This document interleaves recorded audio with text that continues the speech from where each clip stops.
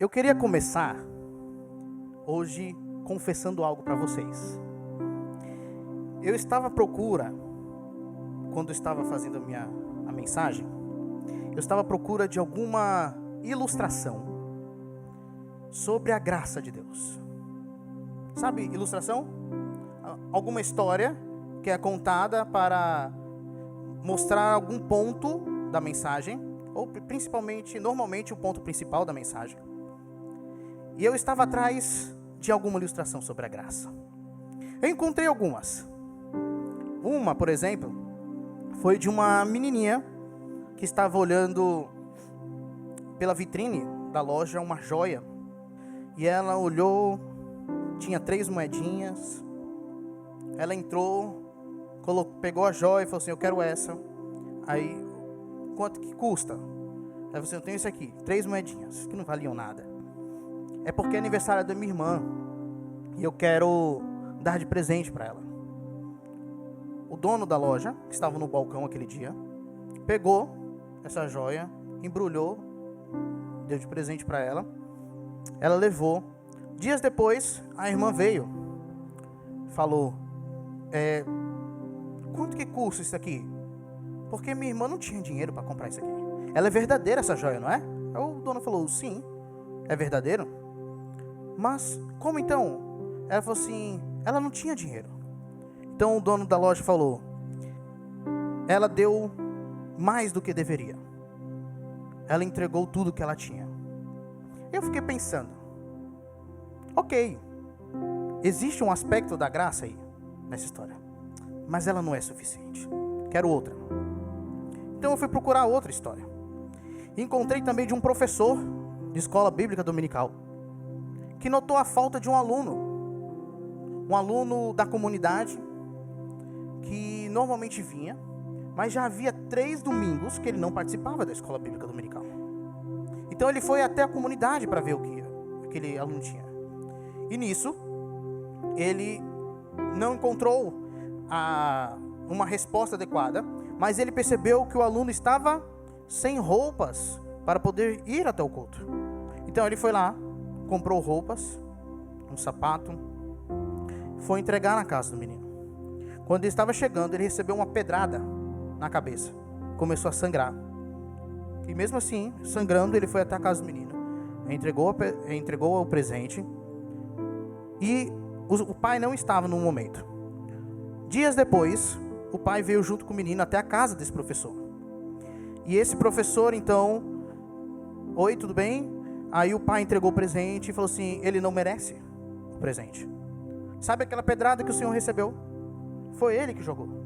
Então ele não merece o presente. Aí o professor perguntou para o menino: você merece? O menino falou: não. Você precisa? Aí o menino falou: sim. Ele falou assim: eu estou dando não porque você merece, mas porque você precisa. Ok? Também tem um aspecto da graça. Mas eu pensei: essa história não é suficiente. E Deus conversou comigo de certa forma, porque eu estava lendo as escrituras na manhã seguinte que eu pesquisei isso. E eu pensei: por que eu estou procurando uma história que fala sobre a graça, sendo que nós temos a história mais plena que já existiu sobre a graça de Deus? Deus é graça do início da criação e vai ser até o final dos tempos. Deus criou por graça. Deus escolheu um povo por graça. Deus salvou pessoas e o seu povo por graça. Deus prometeu bênçãos por graça. Mas a história mais plena, que foi na plenitude dos tempos, que explica melhor a graça, é a própria graça de Deus encarnada. O Deus Filho se fez homem. E Ele abraçou a fragilidade da humanidade, se tornando como um de nós. Ele se fez homem. Ele foi obediente em tudo. Morreu numa cruz pelos nossos pecados, ressuscitou e está sentado à direita de Deus. Essa é a história da graça. Não precisamos de outra. Essa é a melhor ilustração da graça de Deus. E para isso, nós queremos falar sobre a graça de Deus. E eu queria que os irmãos abrissem em Efésios 2. Enquanto os irmãos abrem, antes de lermos, eu queria situar sobre o capítulo 1 de Efésios, de forma bem rápida. Os primeiros versículos representam o autor, as características dele. Depois fala dos seus leitores um pouco, quem eram. E após isso faz um convite dele para eles adorarem ao Senhor, bendizer ao Senhor. Então Paulo, ele vai passar a listar as obras de Deus na nossa vida, na vida daqueles irmãos. Ele nos elege, nos predestina para revelar sua glória. Ele nos adota, ele nos redime pelo sangue de Cristo, nos sela com o Espírito. E ao longo dessa passagem, que vai até o versículo 14, temos o apóstolo Paulo mostrando as ações da Santa Trindade no meio do seu povo. A ideia aqui é Deus agindo em prol do seu povo. Deus tem um plano muito bem estabelecido. Olha o versículo 10 do capítulo 1. De fazer convergir nele quem? Jesus Cristo, na dispensação da plenitude dos tempos, todas as coisas, tanto as do céu como as da terra. Esse é o plano de Deus. Fazer todas as coisas convergirem em Cristo. Então, diante desse plano e do cumprimento desse plano, do realizar desse plano, Paulo começa a orar no versículo 15. Então, baseado naquilo que ele sabe do plano de Deus e do que aqueles irmãos estavam vivendo, ele escutou que aqueles irmãos em Éfeso tinham uma postura de fé e de amor uns para com os outros. Então, a conclusão de Paulo: esse modo de viver de vocês é certamente Deus agindo no meio de vocês. É Deus colocando em prática o seu plano e fazendo a sua obra. Paulo, então, com o coração cheio de gratidão, transborda essa gratidão em oração, desejando que eles crescessem cada vez mais no conhecimento de Deus e no entendimento de que as coisas caminham de acordo com o plano de Deus. Então chega no capítulo 2. E a impressão que fica, principalmente por causa das traduções, é que temos uma nova porção. Então Paulo começa um novo assunto. Mas não é isso que acontece. À medida que vamos lendo o capítulo 2, fica claro que Paulo ainda está desenvolvendo o assunto do poder de Deus. Tanto que nos versos 17 e 18 do primeiro capítulo, Paulo ora para que eles tenham maior conhecimento do poder de Deus e de todas as bênçãos que receberam em Cristo. Esse poder de Deus é exercido na pessoa de Jesus Cristo, principalmente na ressurreição. Então, o que significa a ressurreição? Significa o reinado de Cristo. Significa que Cristo teve vitória sobre a morte e Deus o fez Senhor. Então ele está sentado à destra de Deus. Não foi um ato isolado de Cristo, não foi algo individual de Cristo. Por que não foi algo individual de Cristo? Porque ele carregava quem? Nós, na cruz. Ele carregava todos os salvos na cruz e na ressurreição. Então, ele está tentando mostrar esse poder de Deus exercido na pessoa de Jesus Cristo. E que Deus está operando por meio de Cristo para fazer convergir todas as coisas nele. E ele ser o cabeça de todas as coisas e da igreja. Essa é a ideia. Então vamos ler o Efésios 2, de 1 a 10. Ele vos deu vida, estando vós mortos nos vossos delitos e pecados, nos quais andastes outrora, segundo o curso deste mundo, segundo o príncipe da potestade do ar, do espírito que agora atua nos filhos da desobediência, entre os quais também todos nós andamos outrora, segundo as inclinações da nossa carne, fazendo a vontade da carne e dos pensamentos.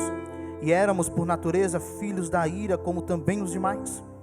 Mas Deus, sendo rico em misericórdia, por causa do grande amor com que nos amou, e estando nós mortos em nossos delitos, nos deu vida juntamente com Cristo.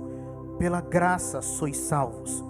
E juntamente com Ele, nos ressuscitou e nos fez assentar nos lugares celestiais em Cristo Jesus, para mostrar nos séculos vindouros a suprema riqueza da sua graça em bondade para conosco em Cristo Jesus. Porque pela graça sois salvos, mediante a fé. E isto não vem de vós, é dom de Deus, não de obras, para que ninguém se glorie. Pois somos feitura dele, criados em Cristo Jesus para boas obras, as quais Deus de antemão preparou, para que andássemos nelas. Eu li na versão da atualizada, ok? Mas eu vou comentar na versão NVI. Então quem tem a versão NVI aí, acompanha comigo. Quem não tem, tudo bem, que vai dar na mesma, tá bom? Eu só estou avisando para poder a gente se situar aqui. Então ele começa com: vocês estavam mortos. Mas antes disso, o que nós precisamos saber é que existe uma palavrinha aí que não foi colocada aqui na nossa tradução, pelo menos não na minha, que é uma partícula chamada e, ou i, né? E no caso ficaria assim: e vocês estavam mortos. O que isso demonstra pra gente? Demonstra que há uma continuação, como a gente havia falado, há uma continuação do que ele estava falando no capítulo 1. Então, aqui Paulo ainda está tentando descrever o poder de Deus por meio de Cristo para a formação daquele povo como comunidade, daquelas pessoas como igreja do Senhor. Se vocês andam como igreja, se vocês vivem como igreja, então vocês precisam ter isso em mente. Paulo dizendo para eles: vocês precisam ter em mente que é o poder de Deus por meio de Cristo que está atuando em vocês, para que vocês vivam ser igreja de forma ideal. Vocês têm fé? Têm amor uns para com os outros? Isso é o poder de Deus atuando em vocês. Essa é a obra de Deus. E para isso, por que então Paulo, ele começa já parecendo com os dois pés no peito, falando: vocês estavam mortos? Para que isso? Paulo quer enfatizar aqui, para entendermos o poder de Deus, a grandeza do poder de Deus em Cristo, nós precisamos entender e nos lembrar constantemente daquilo que éramos antes de sermos unidos a Cristo. Então Paulo começa falando: vocês estavam mortos. Mas como, Paulo? Eu estou andando aqui, fôlego de vida, estou vivendo, mas é exatamente isso. Vocês viviam, só que deturpados, condenados, mortos, não tinham a real vida. Então Paulo enfatiza o estado em que todo mundo se encontra antes de encontrar com Cristo, que é a morte, um estado de morte. Então vocês estavam mortos. E a pergunta que salta daí é: onde nós estávamos mortos? Em suas transgressões e pecados. Aqui Paulo, transgressões e pecados deveria ser equivalente, sinônimo, né? Mas Paulo quer enfatizar, falando assim: olha aqui, não era só uma parte de vocês que estava morto. Vocês por completo estavam mortos. Completamente mortos. E aqui de formas variadas. Não era uma coisa que vocês faziam. Todos os seus atos eram atos de transgressão, de pecado, de morte.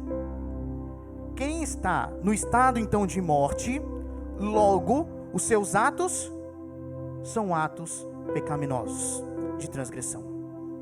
E Paulo enfatiza ainda mais isso quando ele fala a seguir: vocês estavam mortos em suas transgressões e pecados, nos quais costumavam viver. Ou seja, a morte então, ela é identificada no modo de viver de cada pessoa. Você tem morte ou vida? Observe a forma que você vive. Paulo está falando que quem tem um estado, quem está no estado de morte, ele vai viver coerentemente com isso, com a morte em que ele está, em transgressão e pecado. Então, ele tem um modo de vida típico de quem está morto, assim de como a gente vai ver de como quem está vivo. Tem um modo de vida típico disso. E o que seria equivalente a viver em suas transgressões e pecados? A continuação diz: quando vocês seguiam a presente ordem deste mundo, o príncipe do poder do ar, o espírito que agora está atuando nos que vivem da desobediência. E a gente precisa entender o que é essa presente ordem deste mundo. A presente ordem deste mundo é uma visão que os judeus tinham de dividir antes e depois do Messias. Essa era a ideia. Antes era o período de tempo que Adão tinha inaugurado. Um período de tempo de pecado, de morte.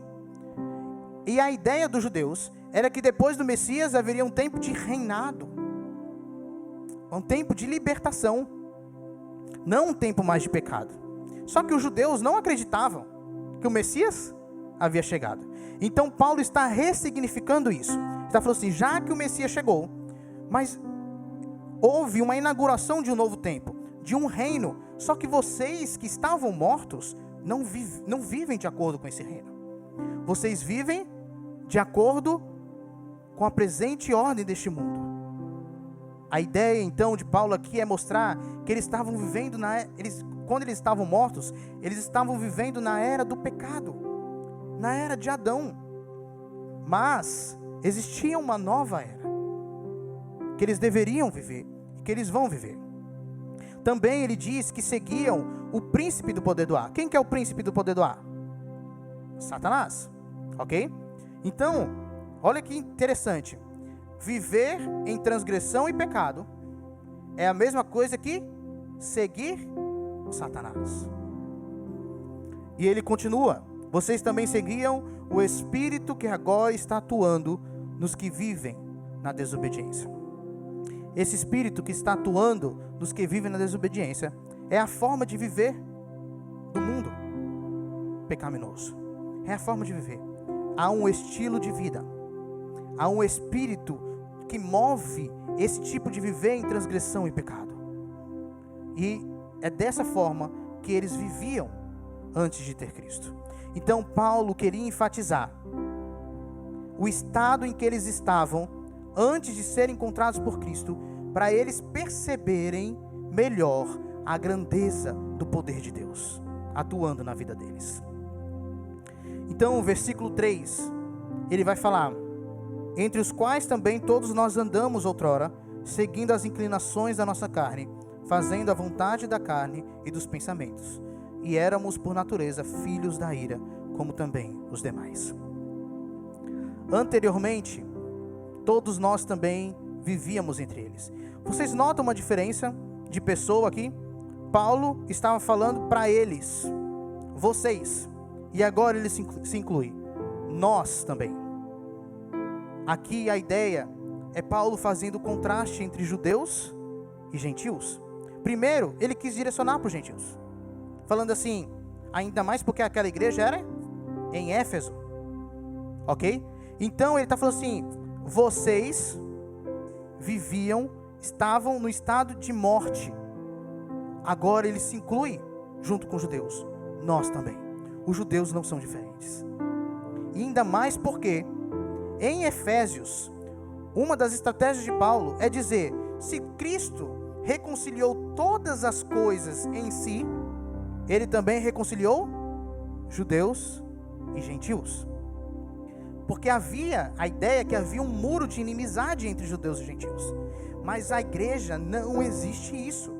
Não existe acepção de pessoas, não existe divisão de pessoas por qualquer coisa que seja. Tanto que eu acho que é em Efésios mesmo que ele vai falar, não existe bárbaro, cita, escravos, mas Cristo é tudo em todos. Cristo é tudo em todos. Então, uma das estratégias de Paulo aqui é mostrar para eles que vocês não têm que brigar. Vocês têm que viver junto, porque vocês estão juntos em Cristo. Então Paulo aqui vai igualar judeus e gentios. Todos nós também vivíamos entre eles. Nós também estávamos mortos. E como que Paulo vai demonstrar que os judeus estavam mortos, assim como os gentios estavam mortos? Satisfazendo as vontades da nossa carne, seguindo os seus desejos e pensamentos. Andar em transgressão e pecado. Seguir a ordem deste mundo, o príncipe da potestade do ar, o espírito que atua agora nos filhos da desobediência. Tudo isso é igual a satisfazer as vontades da nossa carne, seguindo os seus desejos e pensamentos. Quando nós tentamos satisfazer os desejos da nossa carne como alvo principal, nós estamos andando conforme aquelas pessoas que seguem o príncipe da potestade do ar, que está andando como uma pessoa morta. Então ele termina o versículo 3 dizendo: como os outros, éramos merecedores da ira por natureza. Éramos por natureza merecedores da ira. Qual que é a consequência para quem está morto? A ira de Deus, a condenação. E aqui a palavra merecedores é literalmente filhos da ira. E olha o contraste. Paulo já tinha falado sobre sermos adotados como filhos de Deus. Então, ao mesmo tempo que nós fomos adotados como os filhos de Deus, porque fomos unidos ao Filho legítimo de Deus, nós éramos filhos da ira, da condenação. Nós éramos isso. Nós estávamos fadados à condenação, à separação eterna de Deus. Só que aí no versículo 4 e 5, há uma virada. E é aqui que Paulo quer enfatizar o poder de Deus, a grandeza do poder de Deus. Ele diz: todavia, Deus, que é rico em misericórdia, pelo grande amor com que nos amou, deu-nos vida juntamente com Cristo, quando ainda estávamos mortos em transgressões. Pela graça, vocês são salvos. Essa é a grandeza de Deus. O poder de Deus é a graça dele. Se nós conseguimos viver para Deus, adorando a Deus, servindo a Deus, é por sua graça. A oração principal é exatamente essa, nesse texto todo. Deus nos deu vida juntamente com Cristo. Se antes estávamos mortos nos nossos delitos e pecados, se antes estávamos mortos vivendo como se seguíssemos a Satanás, agora nós temos vida juntamente com Cristo. Isso é tremendo, porque existe um Deus que é rico em misericórdia, e essa palavra rico é literalmente tão cheio que ele transborda misericórdia. Deus não podia não ser misericordioso, porque ele é tão misericordioso que ele transborda isso para as pessoas, para a sua criação. Então Deus, ele é rico em misericórdia, e ele nos amou de uma forma imensurável. Não dá para se medir qual que é o tamanho do amor de Deus. Você consegue medir? Porque o amor de Deus é literalmente o seu Filho vir e morrer na cruz e ressuscitar por nós. Será que a gente consegue medir isso? Será que a nossa vida hoje vale se afastar de Deus, tendo Deus nos alcançado com essa graça tremenda? Então, Deus nos deu vida juntamente com Cristo. E onde que Ele nos dá vida? Principalmente na ressurreição. Se Jesus não houvesse ressuscitado, sua morte seria em vão. Ele ressuscitou. E com a sua ressurreição, nós estávamos com Ele. Se Cristo venceu a morte, nós também vencemos a morte. Esse é o nosso poder por meio de Cristo. É a graça dele derramada sobre nós. E é interessante aqui, porque tem aquela discussão teológica. Não sei se vocês já ouviram sobre conversão e regeneração. O que vem antes? É a conversão? É a regeneração? E tem gente que fala que é a conversão que vem antes. Ou seja, a pessoa precisa se converter para depois Cristo regenerar ela. Mas como isso tem lógica? Se aqui diz que Deus nos deu vida em Cristo quando ainda estávamos mortos em transgressões. Não havia conversão ainda. Havia morte quando Cristo nos deu vida. Logo, nós fomos regenerados por Cristo, para Ele então depois nos converter. E é por isso que depois Ele diz: pela graça vocês são salvos. Essa é a síntese de tudo que Ele tem falado. Vocês estavam mortos em transgressões e pecados, e vocês viviam nessas transgressões e pecados. E isso é seguir a ordem deste mundo, o príncipe da potestade do ar, o espírito que agora atua nos filhos da desobediência. Nós também estávamos mortos. Paulo fala. Nós também estávamos mortos quando seguíamos desejos do nosso coração. Todavia, Deus nos deu vida juntamente com Cristo. E esse Deus que é rico em misericórdia, que nos amou de forma imensurável, quando ainda estávamos mortos em transgressões. Não tem como olharmos para isso aqui e dizermos que não foi a graça de Deus. A graça de Deus nos salvou. Eu queria dar uma pausa aqui para trazer umas aplicações, depois a gente continua. Primeiro, poderemos ver a mão poderosa de Deus à medida em que observamos nossa própria condição passada em contraste com a presente. Ou seja, nós enxergamos de maneira mais clara a mão de Deus na nossa vida, o poder de Deus na nossa vida, quando fazemos exatamente o que Paulo está fazendo aqui. Quando criamos um contraste entre o que éramos e o que somos. Tem que haver esse contraste. Tem que haver transformação. Porque senão fica a dúvida. Será que realmente fomos alcançados pela graça? Porque a graça é para nos dar vida em Cristo Jesus. Vida. Então, nós conseguimos enxergar neste contraste do que éramos para o que agora somos, a mão poderosa de Deus, a graça de Deus. Somos obras dele. Somos criação dele. Também queria destacar uma coisa. As ações satânicas não podem ser reduzidas às ações espetaculares ou sobrenaturais. O que eu quero dizer com isso?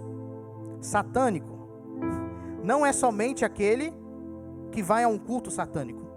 Satânico não é somente aquele que vira a cruz de cabeça para baixo. Satânico não é somente aquele que faz um pacto com o inimigo. Mas a Bíblia diz, através de Paulo aqui, que satânico é aquele que anda em desobediência. Isso é viver conforme o inimigo. É andar em desobediência a Deus. Em desobediência a Deus.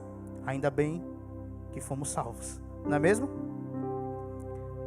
Por último, das aplicações, a existência da igreja, a unidade da igreja e a unidade da família manifestam a sabedoria de Deus.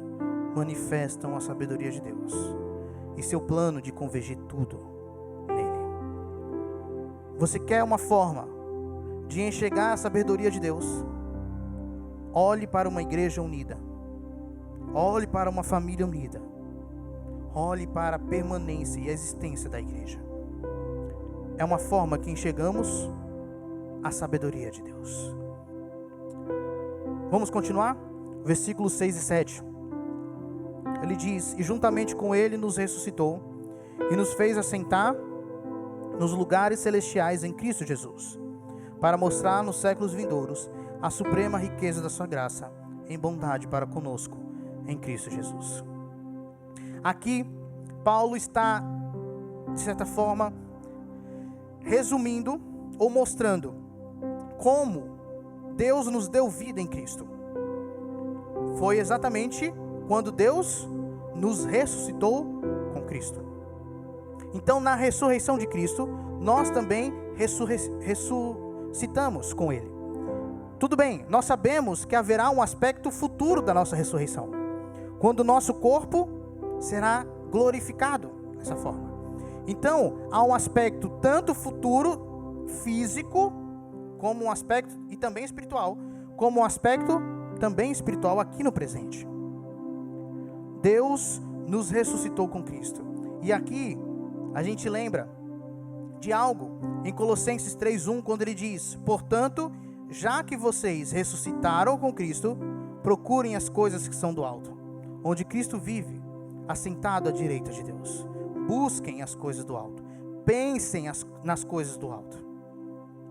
Meus irmãos, Deus nos ressuscitou com Cristo e nos fez assentar nos lugares celestiais em Cristo Jesus. Olha a tremenda graça de estarmos unidos a Cristo, porque temos a ressurreição em Cristo. Nós nos assentamos nos lugares celestiais com Cristo Jesus. Aqui não é simplesmente uma esperança do que está por vir, também é, mas é principalmente bênção para o presente, comprovação no presente de que Deus está agindo na vida da igreja.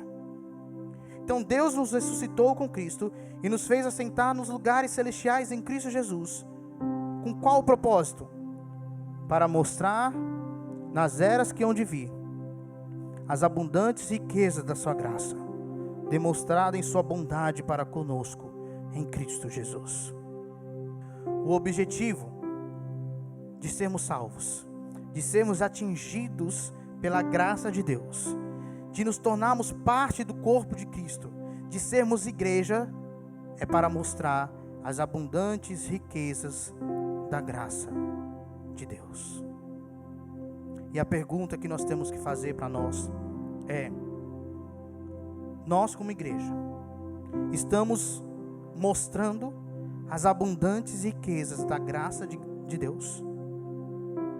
Não só uns para com os outros aqui mesmo, nós juntos, mas também para os de fora. Será que nós estamos fazendo isso como igreja do Senhor? E ele caminha para o final, no versículo 8, 9 e 10. Vocês são salvos pela graça por meio da fé. Isto não vem de vós, é dom de Deus, não por obras, para que ninguém se glorie. Então, Paulo fala, ele quer resumir aqui. Ele está falando assim: vocês são salvos, ok? E nós temos que pensar em salvação aqui, não apenas salvação da nossa alma, mas Paulo está enfatizando a salvação de forma geral de toda a criação, porque não é somente o ser humano que será salvo, que foi salvo e será salvo, mas também toda a criação, o cosmos por inteiro. Então a salvação é de maneira geral aqui, ok? Vocês são salvos pela graça. Qual o principal meio de salvação? A graça de Deus. Principal não, o único, né? Qual o meio de salvação que nós temos? A graça de Deus. E ele diz, por meio da fé. Como a fé é a forma que recebemos a graça de Deus. É a forma que nós recebemos aquilo que Deus nos dá, o poder de Deus. Então, nós somos salvos pela graça. Ponto. Por meio da fé, nós recebemos essa graça. Então ele fala, isto não vem de vocês. Isto o que, Paulo? Tem a opção de ser isto, a fé. Tem a opção de ser isto, a graça. Tem a opção de ser isto, a salvação. Mas aqui, Paulo está tentando mostrar, na verdade, o quadro completo. Isso tudo, vocês são salvos pela graça por meio da fé, não vem de vocês. Tanto a fé, quanto a graça, quanto a salvação. Tudo isso não vem de nós. É dom de Deus, é presente de Deus, não por obras, para que ninguém se glorie. Paulo tenta falar 2 vezes que não é algo que nós fazemos para conseguir a salvação. Não tem moedinha que pague a salvação, porque a salvação é presente de Deus, é dom de Deus, não por obras, para que ninguém se glorie. Nós não recebemos salvação por merecimento. Nós recebemos a salvação por graça, livre escolha de Deus.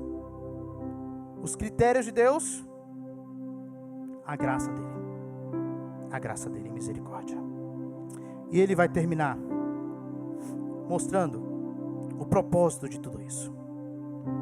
Porque somos criação de Deus, realizada em Cristo Jesus, para fazermos boas obras, as quais Deus preparou de antemão para que andássemos nelas. Nós somos criação de Deus. Há uma relação íntima entre ser criação e ser salvo. A ideia é que na salvação nós somos novas criaturas, criaturas transformadas. Nós mantemos, nosso corpo, aquilo que a gente é, personalidade, as coisas que a gente tem, mas a ideia é que Deus, com a sua graça, nos transforma o nosso coração, para que agora nós conseguíssemos agir coerentemente com Jesus Cristo, com aquilo que somos. Então, nós somos criação de Deus, e nós somos criação de Deus em Cristo Jesus, para as boas obras que Deus preparou para que andássemos nelas. Deus erra. Se Deus preparar algo para alguém andar nisso, essa pessoa vai andar? Vai. Se Deus preparou as boas obras para que os salvos andem em boas obras, os salvos vão andar em boas obras? Sim, porque Deus não erra. As obras não salvam, mas as obras são o resultado da nossa salvação. Nós somos salvos para isso. E isso, fazer as boas obras, andar em boas obras, é manifestar a sabedoria de Deus, o poder de Deus em Cristo Jesus. Nós somos novas criaturas em Cristo Jesus para andarmos em boas obras. Por isso, não há desculpa para quem foi atingido pela graça de Deus. Não há outro estilo de vida a não ser as boas obras. Eu quero terminar com algumas aplicações. Primeiro, você e eu recebemos o melhor presente de todos. Nada se compara ao presente de participar da nova criação de Deus. Haverá um tempo em que Deus fará novos céus e nova terra. Haverá um tempo em que nós ressuscitaremos e teremos nosso corpo transformado, completamente glorificado, para sermos como Jesus depois da sua ressurreição. Mas ainda hoje, enquanto não chega a consumação, nós somos novas criaturas. E isso é totalmente diferente daquilo que vivíamos antes, quando estávamos mortos nas nossas transgressões, nos nossos pecados. Segunda aplicação: precisamos ampliar nosso entendimento de salvação em categorias cósmicas. Ou seja, salvação não é somente para o ser humano. Salvação é para o ser humano e para toda a criação. A natureza geme, clama pela transformação, por a vinda de Cristo. Se a natureza clama Maranata, Senhor, vem, Senhor, nós também devemos. Essa é a nossa esperança, amém?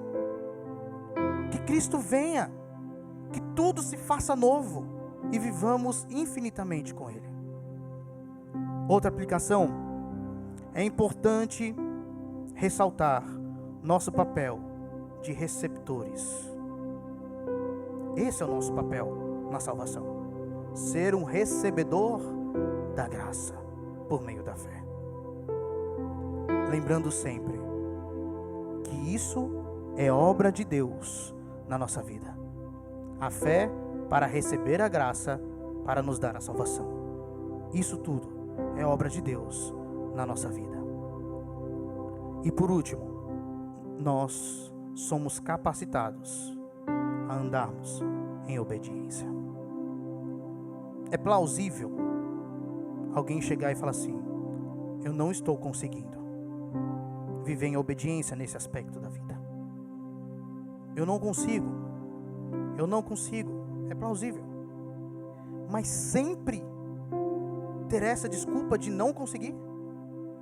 Por que será que Paulo e Cristo e Tiago, Pedro e os autores da Bíblia diz pra gente: fazei pois morrer a vossa natureza terrena, despojai-vos, revesti-vos, como ordem, como imperativo, busquem as coisas do alto, pensem nas coisas do alto. Por quê? Porque nós ressuscitamos com Cristo, e aí está a nossa capacidade, nosso poder em Cristo, para fazermos as coisas que Deus quer que nós façamos.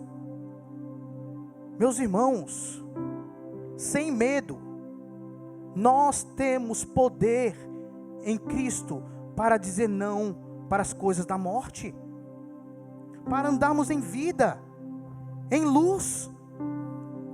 Nós temos poder em Cristo para isso. Óbvio que o poder é Cristo em nós e nós em Cristo.